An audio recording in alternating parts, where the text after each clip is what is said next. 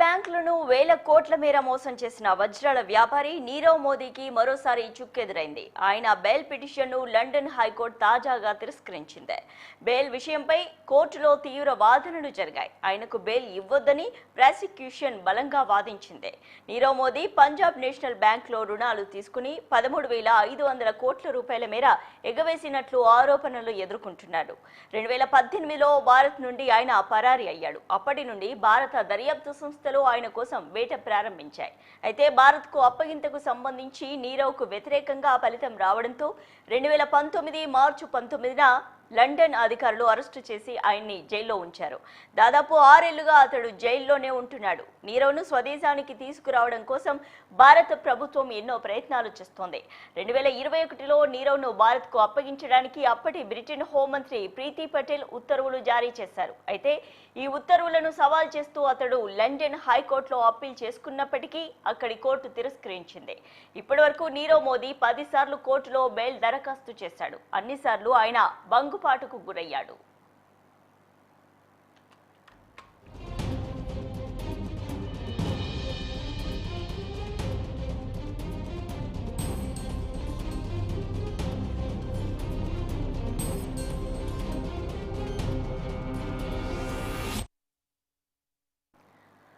భారతీయ బ్యాంకులను వేల కోట్ల మేర మోసం చేసిన వజ్రాల వ్యాపారి నీరవ్ మోదీకి మరోసారి చిక్కెదురైంది.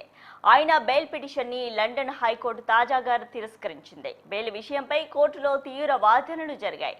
ఆయనకు బెయిల్ ఇవ్వొద్దని ప్రాసిక్యూషన్ బలంగా వాదించింది. నీరవ్ మోదీ పంజాబ్ నేషనల్ బ్యాంకులో రుణాలు తీసుకుని 13,500 కోట్ల రూపాయల మేర ఎగవేసినట్లు ఆరోపణలు ఎదుర్కొంటున్నాడు.